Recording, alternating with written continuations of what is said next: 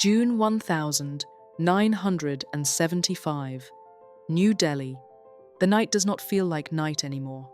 Inside the Prime Minister's residence, the corridors stay lit long past midnight. Papers lie scattered across polished desks. Phones ring, then fall into silence without explanation. Outside the gates, the capital is uneasy protests, rising in waves, court rulings circulating through the press, headlines that no one inside can fully ignore. And at the center of it all, Indira Gandhi, a leader standing inside a narrowing field of choices. Not between right and wrong, but between stability and something far more uncertain. She did not just respond to crisis, she chose control in a system built to resist it. To understand how India reaches this moment, we step back. Early 1970s. The optimism of the post-independence years is still there, but fading under pressure. Prices rise in cities. Strikes disrupt daily life. Industrial tensions grow. Students and workers gather in the streets, often without a single unified demand, only a shared sense that something in the system is not working as it should. At the center is Indira Gandhi, no longer new to power, no longer operating in political ease. She is one of the most powerful female leaders globally at the time, but her authority is not defined by gender. It is defined by scale, reach, and the weight of decisions concentrated at the top of the state. And she is now leading a system beginning to resist pressure from multiple directions. Then a broader wave of opposition begins to define the atmosphere. A movement associated with Jaya Prakash Narayan, often called GP, calls for what he describes as a total revolution. The phrase divides opinion. For some, it signals urgent correction. For others, rising instability. Protests grow. Political language hardens. Parliament shifts from resolution to confrontation. And slowly, governance begins to feel less like direction and more like strain. Then comes a legal turning point. In 1975, the Allahabad High Court found Indira Gandhi guilty of electoral malpractice and temporarily disqualified her election. This becomes the direct trigger that escalates the national crisis.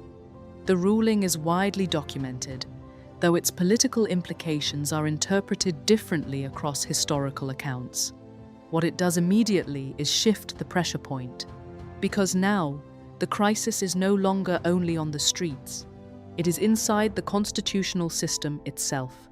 Calls for resignation intensify. Opposition leaders demand accountability in sharper terms.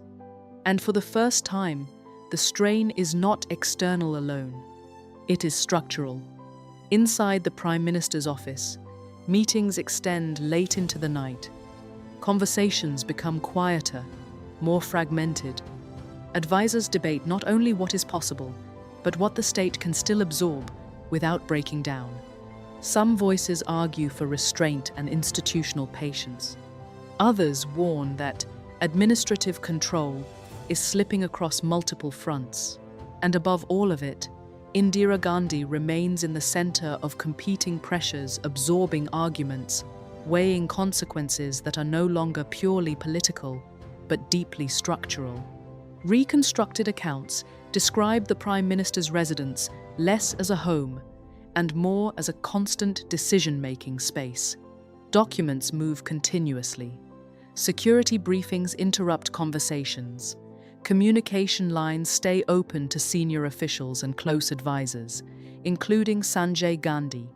Sanjay Gandhi played a significant informal role during this period, especially in controversial policies such as forced sterilization campaigns. Interpretations of his influence vary, but his proximity to decision-making circles is consistently noted in historical accounts. What remains consistent is tension, political, institutional, and moral. Outside, the public sphere continues, but visibility begins to fragment.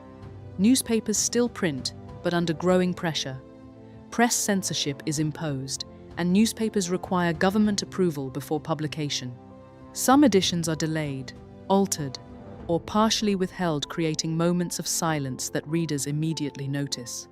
Not always uniform, not always fully documented in every detail, but widely remembered as a shift in how public communication felt. Then comes a night widely recognized as a turning point. June 1975. In the early hours, a decision is made within the constitutional framework available at the time. The emergency is declared under Article 352, citing internal disturbance. Its legal language is formal. Its consequences are immediate. The emergency 1975, 1977 led to suspension of civil liberties, arrests of opposition leaders, and press censorship. Thousands of opposition leaders and activists were arrested under preventive detention laws, as documented in multiple historical records. The press enters a controlled environment of approvals and restrictions. Parliament continues to function, but its dynamics shift. Debate narrows, opposition space contracts, and administrative authority becomes more centralized in practice. Power does not move in one direction overnight, but it does begin to concentrate. Outside government buildings, daily life changes tone. Curfews reshape movement, public gatherings decrease. The streets of New Delhi, once defined by political expression, become quieter in ways that are immediately visible. Not empty, but restrained. Indira Gandhi returns to power in 1980, but the emergency years remain central to how she is remembered. For some, she represents a leader who made difficult decisions during a moment of perceived national instability, choosing control in a system under strain.